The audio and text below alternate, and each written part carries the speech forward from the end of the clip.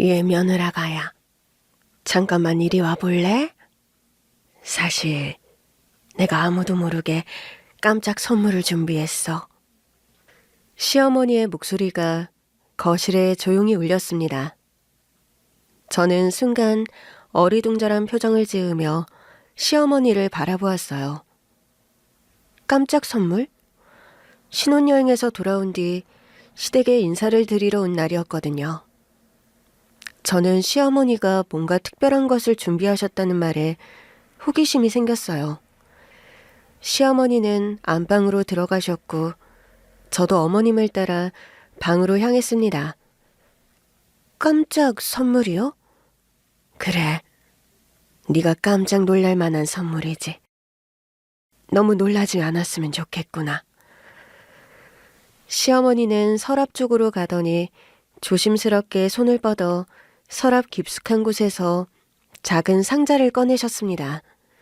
시어머니의 행동을 지켜보면서도 설렘 반 긴장 반의 기분이 들었어요. 작은 상자 같은데 뭘까?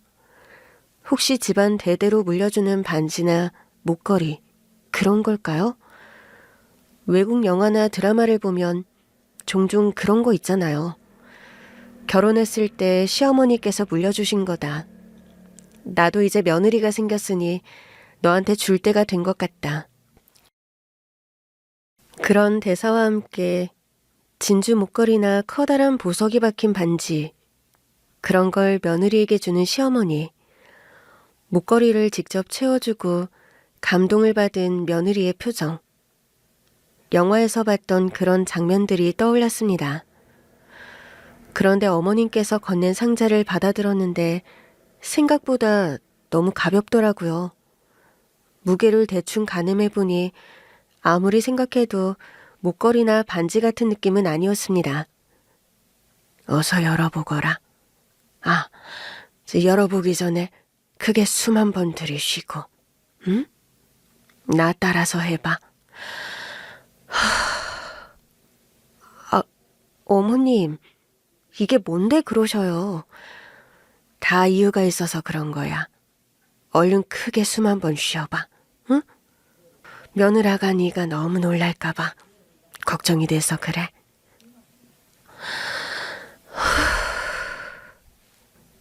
저는 시어머니를 따라 크게 숨을 들이마신 뒤 내뱉었습니다.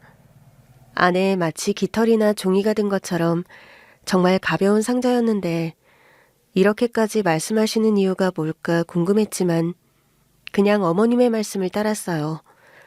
그리고는 상자를 열었는데 비닐 안에 사진 몇 장이 들어있었습니다. 뭐지? 저는 순간 너무 당황을 했거든요. 그 모습을 지켜보던 시어머니께서 비닐을 가져가 사진 몇 장을 꺼내셨어요. 자, 이걸 봐. 자세히 보려무나. 시어머니는 마치 무엇인가 결심한 듯 사진을 제 앞으로 내미셨습니다. 저는 천천히 사진을 받았어요. 그리고 한 장 한 장 사진을 살펴보는데 이내 손이 부들부들 떨리기 시작했습니다. 어머님, 이게 뭐예요? 사진 속에는 낯설지만 너무나 익숙한 얼굴이 담겨 있었거든요. 저는 숨을 깊이 들이마시며 사진을 더 자세히 들여다보았습니다. 세월이 오래 지나 얼굴이 좀 변했지만 틀림없이 그 인간이었어요. 심장이 쿵쾅거렸고 눈앞이 어질어질해지는 것 같았습니다. 어머님, 이게 도대체 어떻게 된 거예요? 며느라가야, 진정해라. 괜찮다. 놀란 제 모습을 보고 다급해진 시어머니는 저를 토닥이며 달래셨어요. 하지만 저는 멍한 상태로 사진을 내려다볼 뿐이었죠. 감정이 정말 파도처럼 밀려왔습니다. 어릴 때부터 외할머니 손에서 자라며 잊으려고 했던, 그러나 결코 잊을 수 없던 그 사람. 그런데 도대체 이 사람의 사진이 왜 여기에 있는지, 왜 시어머니께서 이 사진을 가지고 계신지 도무지 이해할 수가 없었거든요. 그날은 저와 남편이 신혼여행에서 돌아와 시댁에 인사를 드리러 온 날이었습니다. 남편과 저는 시댁에 드릴 선물을 바리바리 챙겼어요. 결혼식 이후 오랜만에 찾아뵙는 거라 정성을 담아 준비한 선물이었죠. 신혼여행 동안 남편과 저는 즐거운 시간을 보냈고 여행 내내 시부모님이 잘 지내셨을지 궁금했습니다. 엄마, 아버지, 저희 왔어요. 남편이 환하게 웃으며 문을 열었고 저희가 들어서자마자 시어머니와 시아버지는 반갑게 맞아주셨어요. 어서 와라. 우리 며느라가 여행은 잘 다녀왔니? 네, 어머니. 덕분에 잘 다녀왔어요. 그래. 신혼여행은 어땠나? 즐거웠겠지? 그럼요, 아버지. 아주 좋았어요. 저와 남편은 준비해온 선물들을 하나하나 꺼내 시부모님께 드렸어요.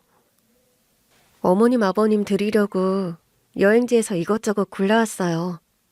별거 아니지만 받아주세요. 아이고, 뭘 이런 걸 다 챙겨왔니? 짐 많아서 번거로웠겠다. 그래도 이렇게 생각해줘서 고맙다. 그래, 이런 건 정성이 중요한 거지. 잘 받으마. 시어머니는 환하게 웃으셨고 곧이어 식사 준비를 해주셨습니다. 신혼여행 후 처음으로 함께하는 식사였기에 더욱 따뜻한 분위기였어요. 시어머니는 손수 준비하신 여러 반찬을 차려주셨고 남편과 저는 감사한 마음으로 식사를 했습니다. 사실 신혼여행 내내 한식이 정말 그리웠거든요. 너무너무 맛있더라고요. 역시 우리 엄마 솜씨는 최고야. 정말 맛있어요, 어머님. 많이 먹어라. 우리 며느라가 입에 맞아야 할 텐데. 어머님, 정말 너무 맛있어요. 음식 하시느라 너무 고생하셨어요. 너희들이 맛있게만 먹으면 이런 건 언제든지 해줄 수 있다. 며느라기 올 때만 이렇게 차리지 말고 평소에도 이만큼 차리면 얼마나 좋아. 아이고 여보, 맨날 이렇게 차리면 과식할 거잖아요. 과식이 얼마나 안 좋은데 과식하다 보면 비만이 되고 그게 다 만병의 근원이라고요. 어이구, 알겠네요. 너희 엄마가 내 건강을 이렇게나 많이 생각해 준단다. 비만 될까봐 걱정돼서 이런 건 너희들 올 때나 먹는 건데 앞으로 자주자주 들려라. 알겠지? 에이, 아버지, 괜히 그렇게 말씀하시는 거죠? 평소에도 잘 드시면서. 그러지 말고 다음엔 저희가 엄마 아버지 근사한 곳으로 한번 모실게요. 엄마 음식 한번 하는 것도 일인데 다음엔 밖에서 먹어요. 화기애애한 식사를 마치고 난 뒤 남편과 시아버지는 목욕탕에 다녀오겠다며 일어섰습니다. 아버지, 우리 목욕탕 갔다 올까요? 오랜만에 가면 시원하겠어요. 제가 아버지 등도 밀어드릴게요.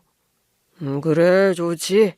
며느리야, 너도 피곤하면 좀 쉬고 있어라. 네, 아버님, 다녀오세요. 남편은 저를 한번 보고는 웃으며 시아버지를 따라 나섰어요. 현관문이 닫히는 소리가 들리자 집안은 한층 더 조용해졌습니다. 시어머니는 식탁을 정리하셨고 저도 어머님을 도와 설거지를 했습니다. 정리를 마친 시어머니께서 저를 바라보시더니 부드러운 미소를 지으셨어요.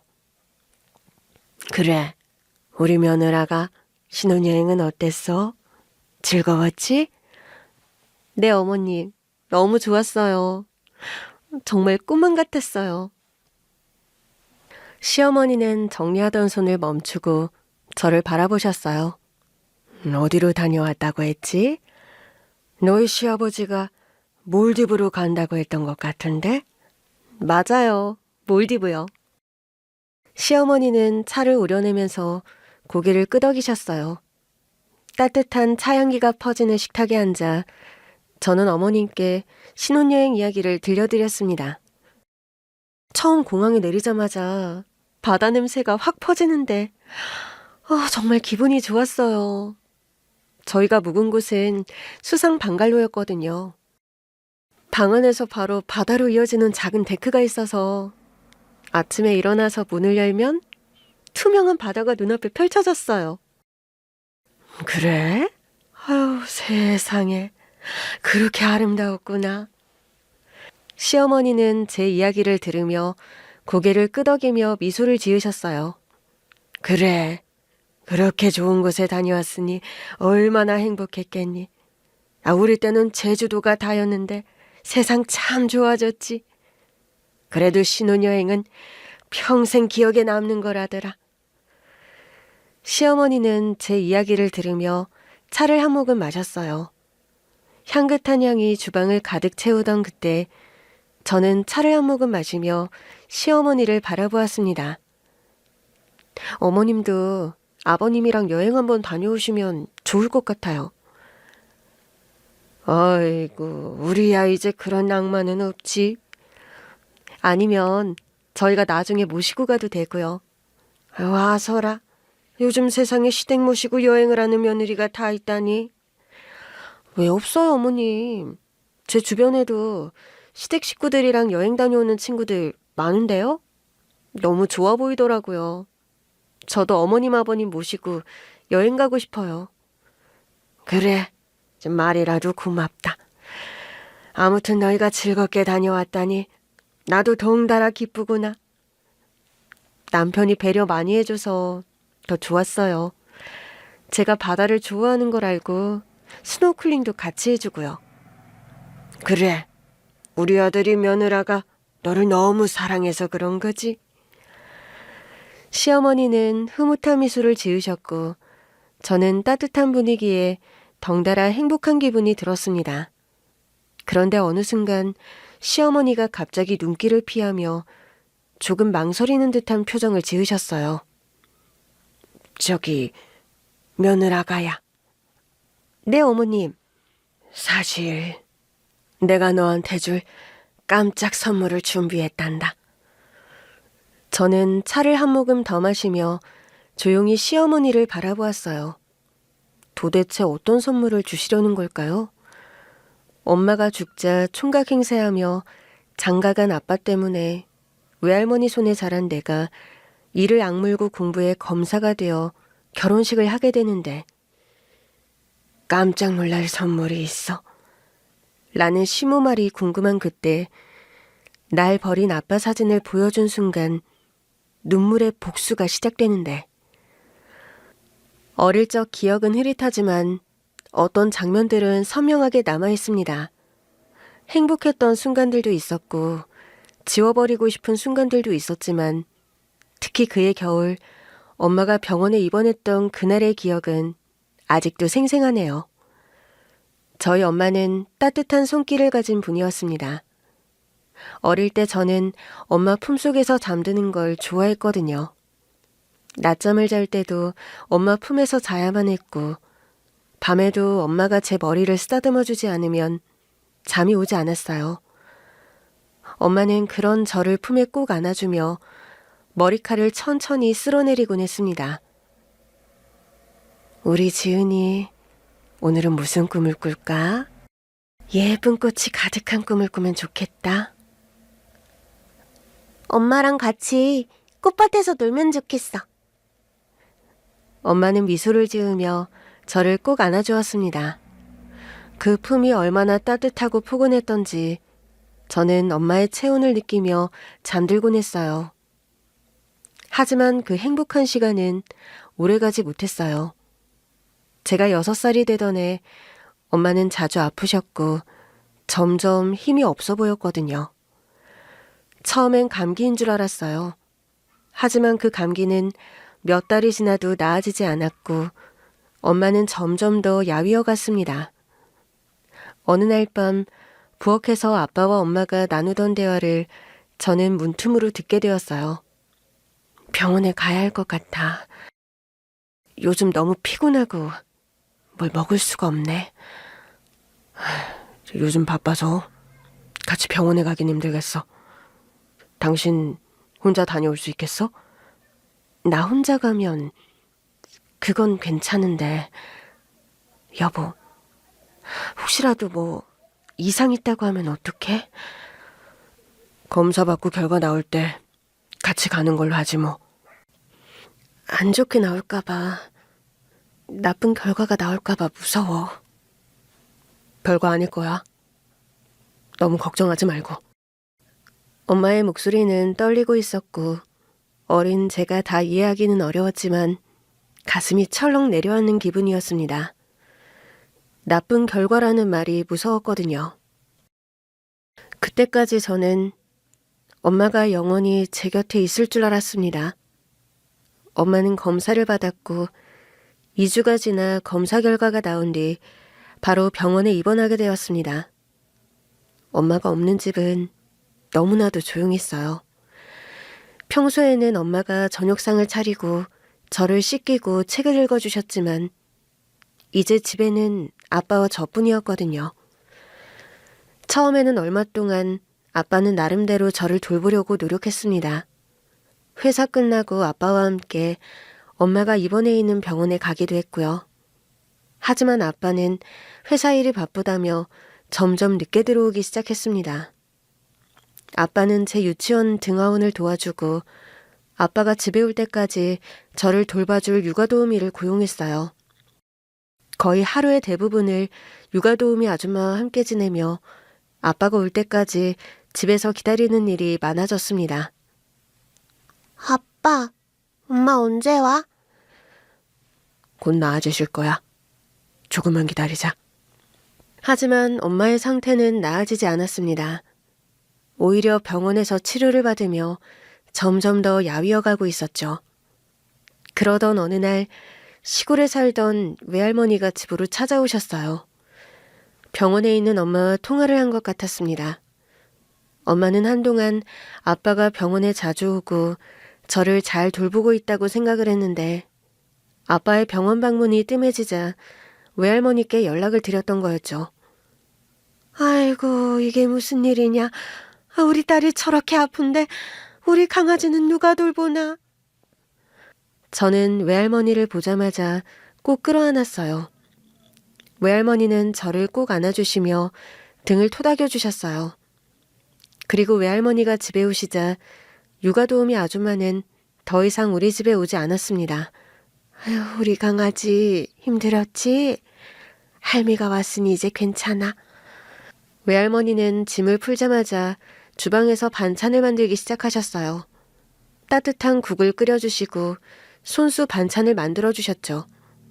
자, 많이 먹어라. 지은이 네가 건강해야 네 엄마도 힘을 낼 수 있지 않겠니? 사실 육아도우미 아줌마가 낯설고 불편해서 그동안 밥을 잘 안 먹었거든요. 외할머니를 보니 마음이 놓였고 허겁지겁 밥을 먹다가 왈칵 눈물을 쏟아냈습니다. 엄마가 없던 시간 동안 얼마나 외로웠는지, 얼마나 힘들었는지 실감이 났던 것 같아요. 그날 이후 외할머니는 우리 집에서 지내며 엄마를 간병하고 저를 돌봐주셨어요. 엄마 병실에서 외할머니가 도시락을 싸오시면 저는 엄마 옆에 앉아서 밥을 먹었습니다. 우리 지은이 밥 잘 먹었어? 응, 할머니가 반찬 맛있게 해주셨어. 엄마는 힘없이 미소를 지었지만 점점 그 미소가 사라지는 날이 많아졌습니다. 그렇게 1년이 넘게 지나고 그 다음에 겨울, 눈이 내리는 병실 창밖을 보면서 저는 엄마의 손을 꼭 잡고 있었어요. 엄마, 빨리 나와서 집에 가자.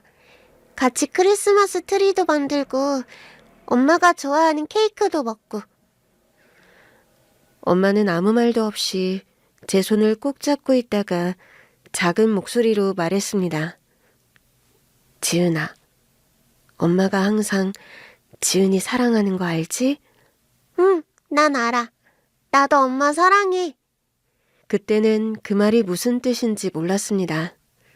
하지만 그 말이 엄마의 마지막 크리스마스 선물이었다는 걸 몇 달 후에 알게 되었어요. 저희 엄마는 끝내 병을 이기지 못하고 세상을 떠났습니다. 엄마의 마지막 숨을 지켜보던 외할머니는 끝내 눈물을 삼키지 못하고 흐느끼셨고 아버지는 창백한 얼굴로 침묵만 지키고 있었어요. 저는 아무것도 이해할 수 없었습니다. 엄마가 다시 돌아올 것 같았거든요. 엄마의 장례식은 조촐하게 치러졌습니다. 친척들과 지인들 몇 명이 와서 조의를 표했지만 대부분의 시간은 외할머니와 아버지 그리고 저만 남겨진 듯한 기분이었어요. 저는 엄마의 영정사진을 보면서 계속 말을 했습니다. 엄마, 나 착한 아이였는데, 엄마, 나 밥도 잘 먹고 울지도 않았는데, 왜 이제 엄마 못 봐? 왜 사진에만 있어? 그러나 영정사진 속의 엄마는 아무 대답이 없었어요. 결국 장례가 끝나고 외할머니는 시골로 내려가셨고 저는 아버지와 단둘이 남겨졌어요. 그날 이후로 집안은 적막감이 휩싸였습니다. 아버지는 여전히 회사에 나갔고 초등학생이 된 저는 학교에 다녔어요. 엄마는 제가 초등학생이 되는 걸 못 보고 떠나셨습니다. 아버지는 아침마다 저를 학교에 데려다 주었지만 그것뿐이었어요. 저녁이 되어서야 아버지는 지친 얼굴로 집에 들어왔거든요. 저는 집에 돌아와 혼자 밥을 차려 먹었고 숙제를 하고 텔레비전을 보다가 잠이 들었어요. 어린 나이에 혼자 있는 시간이 너무 길어서 외로움이 점점 커졌습니다. 그러던 어느 날 저는 도저히 참을 수 없어서 외할머니에게 전화를 걸었고 수화기 너머로 흐느끼며 말했습니다. 할머니, 나 혼자 밥 먹고, 나 혼자 집에 있어. 아빠 맨날 늦게 와. 할머니는 조용히 제 말을 듣고 계시다가 단호한 목소리로 말씀하셨어요. 알았다. 내가 올라갈 테니 걱정 말고 있어라. 그렇게 며칠 후 외할머니는 시골에서 올라오셨어요. 할머니는 저를 안아주며 다정하게 머리를 쓰다듬어 주셨습니다. 그 순간 저는 그동안 참아왔던 눈물을 터뜨렸어요. 할머니, 아빠는 나 사랑하네? 외할머니는 잠시 뜸을 들이더니 한숨을 내쉬며 말씀하셨어요. 사랑하지 않을 리가 있겠냐? 하지만 네 아빠도 참 이러면 안 되는 건데. 지금 자식보다 중요한 게 어디 있다고? 그날 밤 외할머니는 아버지와 대화를 나누셨는데 저는 방문 너머로 대화를 몰래 듣고 있었습니다. 자네, 이 무슨 짓인가? 저 어린 것이 혼자 지내는 게 말이 된다고 생각하나? 저도 나름대로 최선을 다하고 있어요. 돈을 벌어야 애를 키우잖아요. 최선? 자네 회사 일만 하고 저 어린 것을 방치해놓고 그게 최선이라고? 아빠는 한숨을 내쉬더니 담배를 꺼내 피우기 시작했어요. 외할머니는 인상을 찌푸리며 제 떠리를 밀어버렸습니다. 솔직히 말해. 자네 뭔가 있는 거지? 그게 아니라면 어떻게 다른 사람도 아니고 자네 딸을 이리 혼자 놔둘 수가 있단 말인가? 이제 초등학교 들어간 지 얼마 안 된 애잖나. 아빠는 아무 대답도 하지 않았는데 그 침묵이 모든 것을 말해주는 것 같았습니다. 그런데 그 다음에 하는 말을 듣고는 울음을 터뜨릴 뻔했어요. 애엄마가 그렇게 된 게 제 탓인가요? 애엄마 아프고 나서 제가 치료를 안 했나요? 들어간 병원 비며 저도 그동안 노력했다고요. 왜 제가 한 일은 모른 척하고 안 좋게만 보시는 겁니까? 자네가 한 일? 그건 배우자로서 당연히 해야 할 의무이잖나. 자네가 지금 하는 게 정말 최선이라고 할 수 있는 건가? 동물도 자기 새끼를 돌볼 줄 아는데 자네는 어떻게 그럴 수가 있나? 자네 딸이지 않나? 어? 다른 꿍꿍이가 있는 게 아니라면 지은이를 저렇게 내버려 둘 수가 있나? 그러면서 자네가 무슨 아빠란 말인가? 한동안 말이 없던 아빠는 믿을 수 없는 이야기를 했습니다. 저는 아직 젊어요. 앞으로 살아갈 날이 많네요. 새로운 시작을 하고 싶어요. 새로운 시작? 그럼 자네 딸은? 자네 핏줄이 잔다. 지은이는 어떻게 하려고 그런 말을 하는 건가? 끔찍하게 사랑하는 존녀 아니세요? 그러면 데려가 키우세요. 그 순간 외할머니는 아무 말도 하지 못하고 손을 부들부들 떨었습니다. 데려가 키우라는 그 말. 그 말을 들은 저는 문 뒤에서 입을 틀어막고 울었어요. 한참 말이 없던 외할머니는 마침내 입을 열었습니다. 자네라는 인간은 정말... 아버지는 그 대화를 끝으로 바로 집을 나갔습니다. 다음날 그 다음날이 되어도 아버지는 오지 않았어요. 외할머니와 저는 엄마 그리고 아빠도 없는 그 집에서 며칠을 지냈거든요. 당장의 학교도 그렇고 어떻게 해야 할지 몰랐던 거예요. 그러나 며칠 뒤 외할머니가 한밤중에 서럽게 우는 모습을 보았습니다.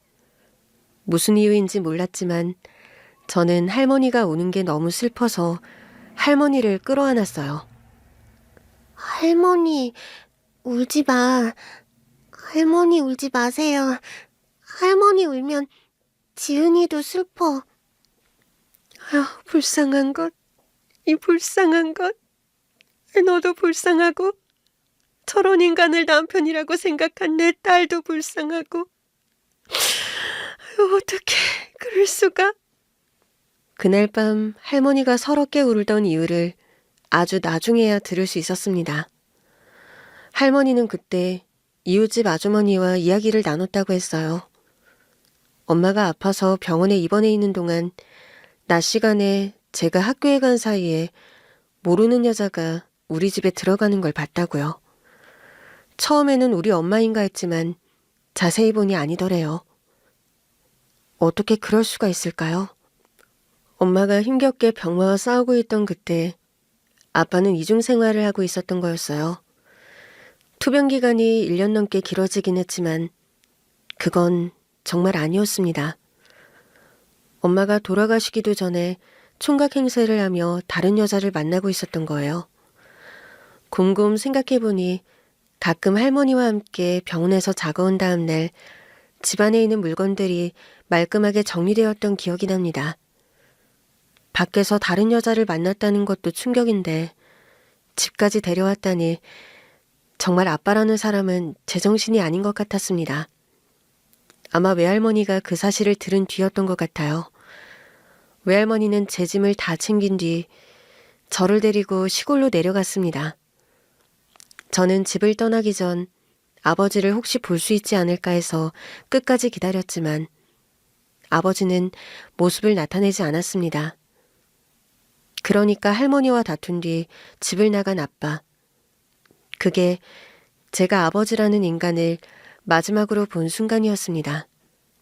그렇게 시골로 내려간 저는 외할머니와 함께 살게 되었어요. 그리고 제가 할머니를 따라 시골로 내려간 지 1년도 되지 않아 아빠는 결혼식을 올렸습니다. 어떻게 보면 그것도 사기 결혼 아닌가요? 그 여자는 아빠가 그런 사람이라는 걸 알았다면 결혼을 했을까요? 그리고 당연하게도 아빠는 단 한 번도 저를 찾지 않았습니다. 처음에는 내가 무언가를 잘못해서 아빠가 나를 미워한다고 생각했고 조금 더 나이가 들어서는 어린 제가 잘못한 게 없다는 걸 알게 되었죠. 그 뒤로 저는 아빠라는 사람은 이 세상에 없다고 생각하며 살았습니다. 외할머니와 함께 시골에서 생활을 시작한 날부터 제 인생은 완전히 달라졌어요. 낯선 환경, 새로운 사람들, 그리고 무엇보다 엄마가 없는 삶이 실감나기 시작했습니다. 하지만 외할머니는 저를 위해서라면 뭐든지 해줄 것 같은 분이었어요. 외할머니는 시골에서 작은 국밥집을 운영하고 계셨고 저는 그곳에서 어린 시절을 보내게 되었습니다. 국밥집은 시골 장터 근처에 있었는데 낡았지만 정겨운 분위기의 가게였습니다. 할머니가 직접 만든 따뜻한 국밥과 반찬들은 단골 손님들에게 인기가 많았거든요. 저는 학교가 끝나면 곧장 국밥집으로 가서 숙제를 하면서 시간을 보냈습니다. 할머니는 바쁜 와중에도 저를 챙겨주셨고, 저는 점점 시골 생활에 적응해 갔어요. 장날이 되면 마을은 활기로 넘쳤거든요. 가게 앞을 지나가는 사람들도 많아지고, 국밥집에는 평소보다 더 많은 손님들이 몰렸습니다. 저는 그런 날이면 할머니를 도와 손님들에게 물을 따라 주었어요. 지은아, 저기 아주머니께 물 한 잔 갖다 드릴래? 저는 얼른 컵에 시원한 물을 따르고 손님에게 내밀었습니다. 손님은 고마운 듯 웃으며 물을 받아 마셨고 저를 한참 쳐다보더니 이야기를 하셨어요. 할머니 손녀야? 아주 씩씩하게 잘 컸네. 그럼요. 우리 손주가 얼마나 야무진데요. 할머니는 자랑스럽다는 듯 저를 바라보았고 저는 부끄러워하면서도 할머니가 자랑스럽게 여긴다는 사실에 기분이 좋았습니다. 학교 생활도 처음엔 낯설었지만 점점 친구들이 생겼어요. 그렇게 저는 조금씩 시골 생활에 적응해 나갔어요. 하지만 친구들이 부모님 이야기를 할 때마다 마음이 쓸쓸해지는 건 어쩔 수 없었습니다. 초등학교 4학년이 되던 해 저는 학예회에서 독창을 하게 되었어요.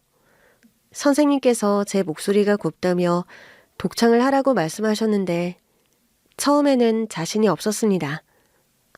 할머니, 나 노래 잘 못하는데 사람들이 나보고 이상하다고 생각하면 어떡해? 우리 지은이가 못하는 게 어딨냐? 사람들한테 잘 보이려고 하는 게 아니라 그냥 네가 하고 싶은 걸 하면 돼. 할머니의 응원에 힘을 얻은 저는 학예회에서 열심히 노래를 불렀습니다. 공연이 끝난 후 할머니는 가장 크게 박수를 쳐주셨어요. 우리 지은이 최고다. 그날 저는 할머니가 이 세상에서 저에게 가장 큰 응원을 해주는 사람이라는 걸 다시 한번 깨달았습니다. 비가 억수같이 쏟아지던 어느 날 저는 우산을 두고 학교에 갔거든요.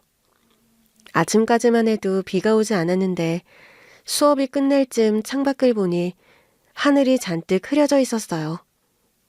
어쩔 수 없이 비를 맞으며 갈 생각을 하고 있었는데 교문 앞에서 할머니가 서 계셨습니다. 우리 지은이 감기 걸리면 안 되지? 할머니가 우산 가져왔다. 세차게 부는 비바람에 옷이 쫄딱 젖은 할머니의 모습이 가슴을 먹먹하게 했습니다. 저는 그날 할머니가 내민 우산을 받으며 할머니한테 꼭 효도를 해야겠다. 다짐을 하게 되었습니다. 외할머니는 저를 위해 뭐든지 해주셨고 저는 그 사랑을 받으며 씩씩하게 자랐어요. 중학교에 입학하던 날 외할머니는 학교 앞에서 제 손을 꼭 잡아주었습니다. 지은아, 학교 생활 잘해야 한다. 공부 열심히 해서 나중에 훌륭한 사람이 되어야 해. 네, 할머니. 저 정말 열심히 할게요. 그때의 다짐이 있어서였을까요? 저는 중학교 시절부터 누구보다 치열하게 공부를 했습니다.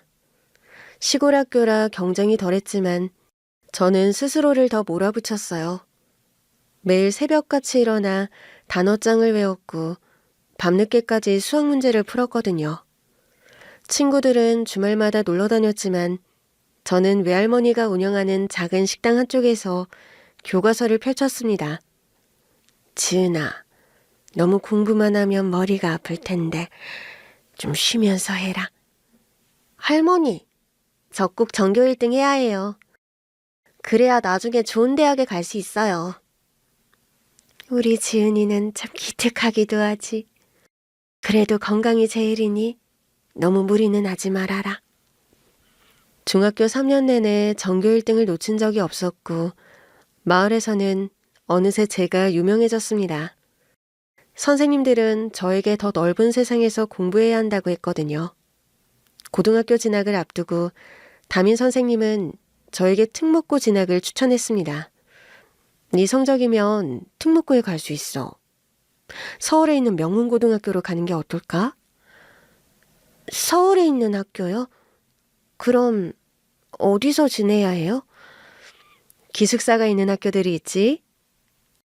어, 선생님, 생각해 주시는 건 감사한데 할머니랑 상의를 해봐야 할 것 같아요.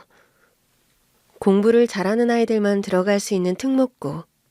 제 성적이면 충분히 입학을 할 수가 있다고 했지만 사실 저는 특목고에 마음이 없었습니다. 첫 번째로는 특목고 학비가 엄청 비쌌기 때문이었고, 두 번째로는 할머니 곁을 떠나고 싶지 않았기 때문이었죠. 담임 선생님께는 할머니와 상의해본다고 했지만 저는 할머니께 특목고 이야기를 하지 않았고 중학교 졸업 후 그냥 지역에 있는 고등학교에 입학했습니다. 꼭 특목고가 아니어도 좋은 대학교는 얼마든지 갈 수 있다고, 내가 열심히 하면 된다고 그냥 막연하게 그런 자신감이 있었던 것 같아요. 저는 고등학교에서도 꾸준히 상위권을 유지했고 치열하게 3년을 보낸 끝에 서울에 있는 명문대 사회학과에 합격을 하게 되었습니다. 대학교 기숙사 신청을 했는데 다행스럽게 합격이 되었고 그때부터는 정말 학교 기숙사에서 지내며 할머니와 떨어져 지내야 했죠. 서울로 떠나기 전 외할머니는 국밥을 끓여주시며 말씀하셨습니다. 지은아, 이제 서울에서 혼자 살아야 하니 뭐든 조심해야 한다. 밥도 잘 챙겨 먹고. 할머니, 걱정 마세요. 저 매일 할머니한테 전화할 거예요. 저는 대학 생활을 하면서 장학금을 놓치지 않았습니다. 주로 도서관에서 공부를 했고 과 행정실에서 아르바이트를 하며 학교에 다녔어요. 덕분에 대학 4년 동안 학비 한 푼 내지 않고 졸업할 수 있었습니다. 하지만 대학 졸업이 다가올 무렵 저는 고민에 빠졌어요. 법조인이라는 직업에 매력을 느끼기 시작했거든요. 사회학과 수업에 영향을 받아서인지 사회 정의를 실현하고 싶었고 법을 통해 사람들에게 도움을 주고 싶었습니다. 하지만 로스쿨 학비는 어마어마했어요. 저는 차마 그 이야기를 외할머니께 하지 못했습니다. 그냥 졸업하고 취업을 해서 일을 하는 게 현실적인 거 아닐까? 할머니께 효도를 하는 게 맞는 것 같았거든요. 그런데 그 무렵 할머니께서 대학 졸업 후 진로를 궁금해하셨고 졸업을 앞두고 할머니 댁에 내려가 있던 저는 할머니께 고민을 털어놓게 되었습니다. 할머니, 저 사실 로스쿨에 가고 싶어요. 그런데 학비가 너무 비싸서 고민이에요. 할머니, 저도 알아요. 그냥 취업해서 빨리 회사를 다니는 게 현실적이고 할머니께도 효도하는 길이라는 걸 아는데 그냥 그런 꿈이 생겼어요. 그치만 할머니, 걱정하지 마세요. 회사 다니다가 돈 모아서 나중에 갈 수도 있어요. 우리 지은이가 변호사라니, 그게 정말 네 꿈이라면 방법을 찾아보자꾸나. 외할머니는 며칠 동안 깊은 고민을 하셨고 어느 날 저에게 말씀하셨습니다. 지은아, 할미가 가게 팔았다. 이달까지만 장사를 하고 완전히 접을 거야. 뭐라고요? 할머니, 왜요? 아이고, 할미가 장사를 오래 했잖니. 이제 허리도 아프고 힘들어서 더 장사하기가 힘들 것 같아. 그래도 그동안 손님이 많아서 그런지 권리금을 받고 좋은 가격에 팔 수 있어서 얼마나 다행이지 뭐냐. 그리고 가지고 있던 조그마한 땅도 정리했다. 너 법조인이 되고 싶다며? 내 손녀가 검사 변호사라면 그보다 더 자랑스러운 게 어디 있겠니? 저는 말을 잇지 못했습니다. 국밥집은 외할머니의 생계였고 땅은 외할아버지가 남긴 유산이었거든요. 할머니, 그렇게까지 하실 필요 없어요. 정말 괜찮아요.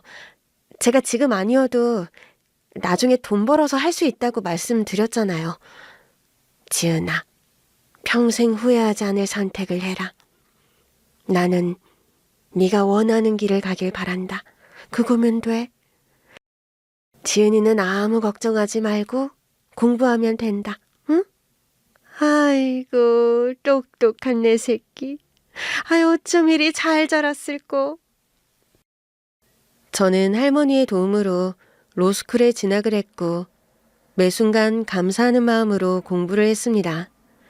3년 동안 법학 지식을 쌓았고 로스쿨을 졸업한 뒤 변호사 시험에 합격하며 법조인으로서 첫 발을 내딛게 되었습니다. 정말 외할머니 덕분에 꿈을 향해 나아갈 수 있었던 거죠.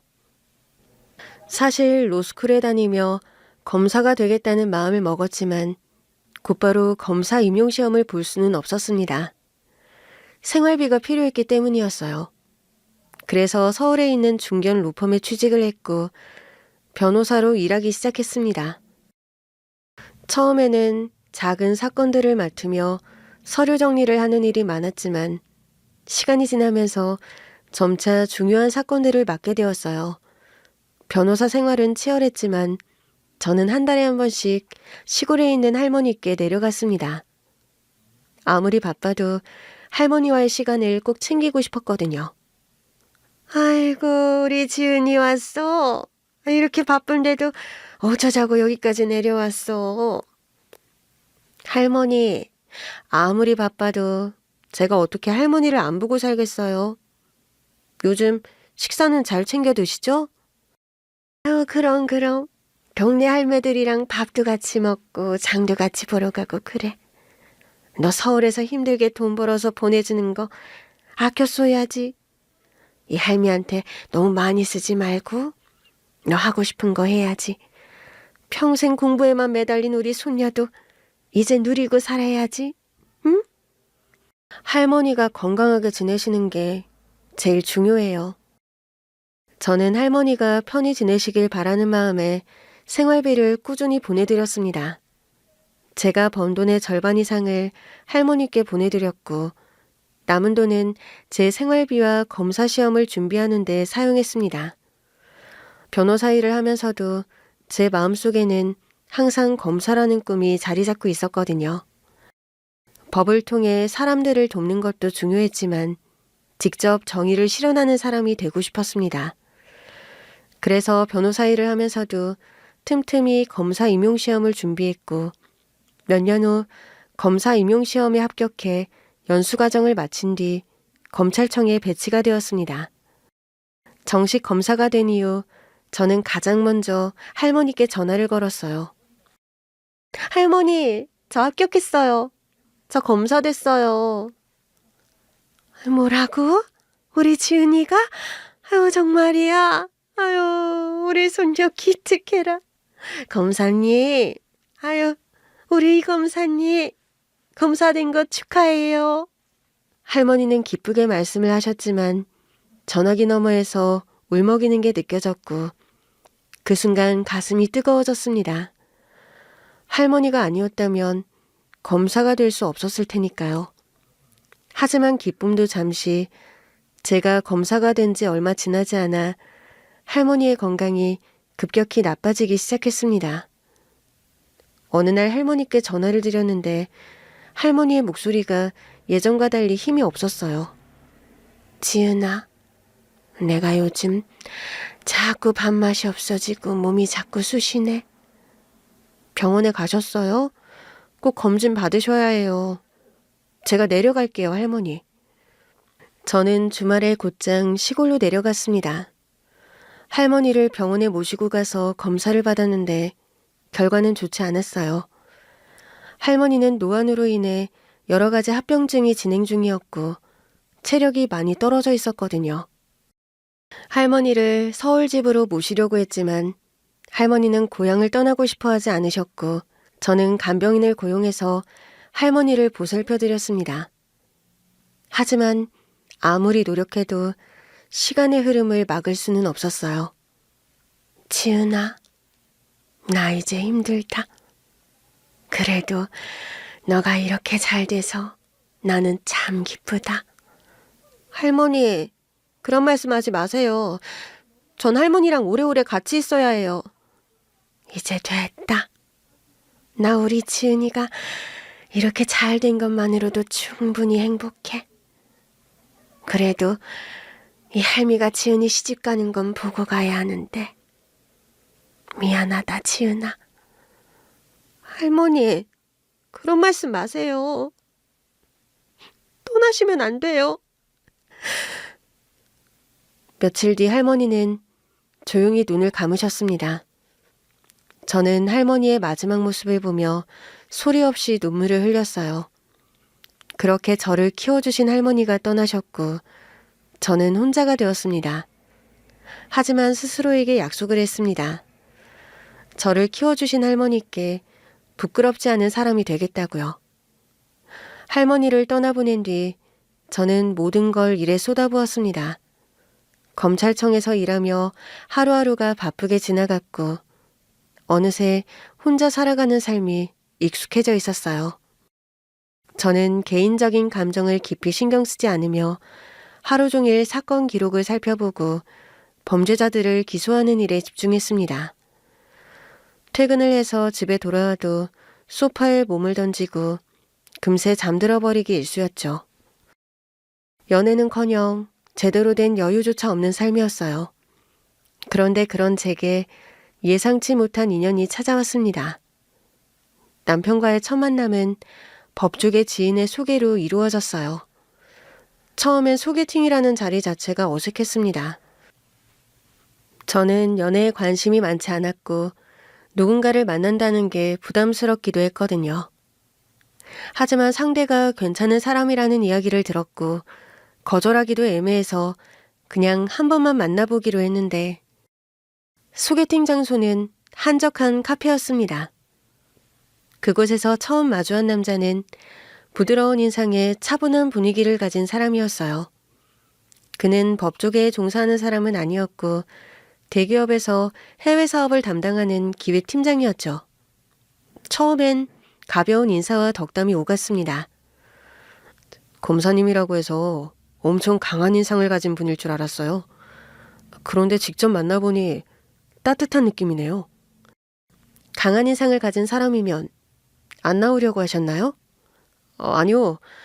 다만 제가 검사님 앞에서 긴장할까 봐요. 왠지 검사님이 질문하면 다 털어놔야 할 것 같은 기분이랄까요? 저는 피식 웃었어요.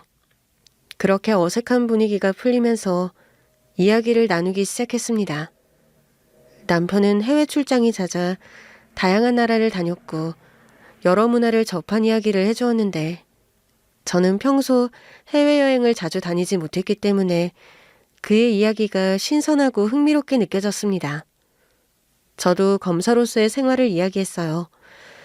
단순히 법을 집행하는 일이 아니라 억울한 사람을 도울 때 느끼는 보람도 함께 말했거든요. 남편은 제 이야기에 집중하며 공감해 주었고 저를 이해하려는 모습이 보였습니다. 그날 이후 우리는 종종 만나게 되었어요. 바쁜 일정 속에서도 남편은 틈틈이 시간을 내서 연락을 했고 출장 중에도 짧은 영상이나 사진을 보내주며 소식을 전해왔어요. 저는 그런 그의 성실함과 따뜻함에 점점 마음을 열게 되었습니다. 그렇게 연애를 한 지 2년이 지나면서 자연스럽게 결혼을 생각하게 되었어요. 우리 이제 결혼하는 게 어때? 결혼? 나는 지은이 너랑 함께하고 싶어. 우리 서로 바쁜 생활 속에서도 이렇게 시간을 내고 있잖아. 나는 더 이상 시간을 미루고 싶지 않아. 지은이 너랑 결혼해서 같은 집에서 함께 생활하고 같이 밥도 먹고 하루를 나누고 싶어. 저는 그의 말을 듣고 잠시 생각했어요. 과거의 저였다면 결혼을 쉽게 결심하지 못했을 거예요. 저는 혼자가 익숙했고 누군가와 인생을 함께하는 게 자신이 없었거든요. 하지만 남편과 함께한 2년 동안 저도 모르게 제가 변한 것 같았어요. 그 사람은 언제나 저를 있는 그대로 존중해줬고 바쁜 저를 이해해 주었죠. 그 사람 곁에서는 마음이 편안했습니다. 저는 미소를 지으며 고개를 끄덕였어요. 좋아, 우리 결혼해. 결혼을 결심한 후 저는 남편의 부모님께 인사를 드리러 갔습니다. 시부모님은 서울 근교에서 오래된 한옥을 개조해 생활하고 계셨고 첫 만남부터 따뜻한 분위기로 저를 맞이해 주셨어요. 시어머니는 저를 보자마자 손을 꼭 잡으시며 말씀하셨습니다. 아유, 이렇게 예쁘고 똑똑한 며느리를 보게 되다니. 우리 아들이 복이 많네. 반가워요. 저 검사라고 해서 엄청 딱딱한 사람일 줄 알았는데 보니까 참 온화한 기운이 있어. 저도 이렇게 좋은 분들을 뵙게 되어서 영광입니다. 앞으로 잘 부탁드릴게요. 우리야말로 잘 부탁해요. 특히 우리 아들 잘 좀 부탁해요, 검사님. 엄마, 제가 아직도 애 같아요? 애지 애. 엄마 눈은 언제나 애야. 지은 양한테 잘해야 한다. 네, 알겠습니다. 시부모님은 저를 따뜻하게 맞아주셨고 저를 친딸처럼 대해주셨습니다. 그렇게 저는 새로운 가족을 맞이하게 되었어요. 결혼을 앞두고 설레는 마음과 함께 시부모님께 좋은 며느리가 되고 싶다는 다짐도 하게 되었죠. 엄마와 외할머니가 떠나신 뒤 처음으로 혼자가 아닌 새로운 가족과 함께하는 삶을 준비하게 되었던 거예요. 우리의 결혼식은 소박하지만 따뜻한 분위기에서 진행이 되었습니다. 사실 원래는 저희 부모님이 앉으셔야 할 혼주석이 비어 있어서 마음이 아팠지만 시부모님은 모든 걸 이해해 주셨어요. 저와 남편은 서로 손을 잡고 공동 입장을 했습니다. 그렇게 결혼식을 마친 뒤 우리는 몰디브로 신혼여행을 떠났던 거죠. 엄마가 죽자 총각 행세하며 새장가를 간 아빠 때문에 외할머니 손에서 자란 내가 이 악물고 공부에 검사가 되어 결혼식을 하게 되는데 깜짝 놀랄 선물이 있어. 라는 시모 말이 궁금해진 순간 날 버린 아빠 사진을 보여주는 시모. 그리고 눈물의 복수가 시작됐는데 한 장 한 장 사진을 살펴보는데 이내 손이 부들부들 떨리기 시작했습니다. 어머님, 이게 뭐예요? 어떻게 이걸... 혹시 네 친아버지 이름이 이철호 맞니? 사진 속의 한 중년 남성이 고급 승용차에서 내리는 모습이 담겨 있었습니다. 그리고 그 옆에는 젊은 여성이 팔짱을 낀 채 다정한 표정을 짓고 있었어요. 손끝이 떨렸고 머릿속이 새하얘졌습니다. 눈앞에 있는 그 남자는 어린 시절 저를 두고 떠났던 사람, 온 힘을 다해 잊으려 했던 존재, 제 아버지였습니다. 네, 맞아요. 제 목소리는 떨렸고 시어머니는 깊은 한숨을 내쉬며 사진을 바라보셨습니다. 며칠 전 땡땡 컴퍼니 회장 부인의 후원 행사에서 봤어. 이 남자가 한 유명 인사와 악수를 나누고 있더라고. 그 말을 듣자마자 저는 사진 속 배경을 유심히 살펴보았습니다. 거기에는 분명 땡땡 컴퍼니의 로고가 서명하게 찍혀 있었죠. 그 회사의 이름은 낯설지 않았습니다. 남편을 통해 몇 번 들은 적이 있었거든요. 최근 몇 년 사이 급성장한 신생기업. 하지만 너무 빠르게 성장한 탓인지 여러 가지 소문이 돌고 있었습니다. 하지만 그때 워낙 중요한 사건을 맡고 있었고 결혼 준비를 하느라 추가로 뭘 알아보려는 노력을 하지 못했어요. 하지만 그 순간 모든 퍼즐이 맞춰지는 기분이었습니다. 이걸 어떻게... 시어머니는 제 손을 따뜻하게 감싸주었지만 그 온기는 아무런 위로가 되지 못했습니다. 며느라가야, 네가 우리 집에 올 때, 결혼을 앞두고 너에 대한 이야기를 들었을 때 나는 네가 혼자서 그렇게 열심히 살아온 게 너무 안쓰러웠어. 부모님 없이 어떻게 그 힘든 길을 걸어왔을까 싶더라. 물론 할머니께서 정성 들여 키워주셨지만 많이 힘들었겠지. 그래서 너희들 결혼을 앞두고 혹시나 하는 마음에 네 친아버지가 어떻게 지내고 있는지 알아봤어. 어머님께서 직접 조사하신 거예요? 미안해. 네가 굳이 알고 싶어 하지 않을 수도 있다고 생각했는데 그래도 혹시 네 결혼을 앞두고 네 마음이 달라질까 해서 알아본 거란다. 그런데 이 사람이 내가 선우한테도 물어보니 그 컴퍼니 소문이 무성하다고 그러더라고. 그래서 말해주는 게 맞다고 생각했어. 시어머니의 목소리에는 진심이 담겨 있었지만 저는 혼란스러웠습니다. 떠올리고 싶지 않았던 과거, 잊었다고 생각했던 상처, 그 모든 것들이 단 하나의 사진으로 인해 다시 무너져 내리고 있었어요. 혹시 남편한테도 말씀하셨나요? 아니, 아무한테도 말하지 않았어. 네가 먼저 알아야 할 것 같아서. 저는 다시 사진을 내려다보았는데 남자는 여전히 거만한 표정을 짓고 있었습니다. 마치 세상을 다 가진 것처럼 말이죠. 손끝이 떨릴 정도로 분노가 치밀어 올랐습니다.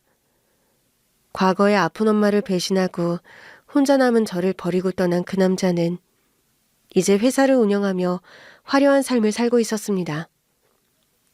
그 인간이 만든 상처가 얼마나 깊은지, 어린 저를 어떻게 철저히 내버렸는지 그 남자는 생각도 하지 않고 살고 있겠죠. 사진만 봐도 떳떳한 얼굴로 사회 지도층이라도 된 것처럼 행세를 하고 있었습니다. 가슴 깊숙이 분노가 끓어올랐지만 문득 제가 검사라는 게 떠올랐어요. 저는 감정이 아니라 법으로 그를 심판해야 했습니다. 그날 다시는 과거처럼 아무것도 할 수 없는 아이로 남아있지 않겠다고 다짐했어요. 제가 해야 할 일이 분명해졌습니다. 시어머니께 받은 사진을 보고 난 후 저는 가만히 있을 수가 없었어요. 그날 밤 컴퓨터를 켜고 땡땡 컴퍼니에 대한 정보를 수집하기 시작했습니다. 처음에는 단순한 호기심이었지만 조사하면 할수록 수상한 점들이 드러났어요. 거래 내역이 불투명했고 몇몇 관계자들과의 유착관계가 보였거든요. 겉으로는 깨끗한 기업처럼 보이지만 그 이면에는 검은 그림자가 드리워져 있는 듯 했습니다. 그런데 제가 그 사람의 딸이기 때문에 사건을 담당할 수는 없었죠. 전면에 나설 수 없었지만 저는 차분히 사건을 분석하고 관련 인물들의 관계도를 정리하며 몇 주 동안 철저한 조사를 이어나갔습니다. 그 과정에서 아버지가 수많은 불법적인 사업에 연루되어 있다는 사실이 드러났어요.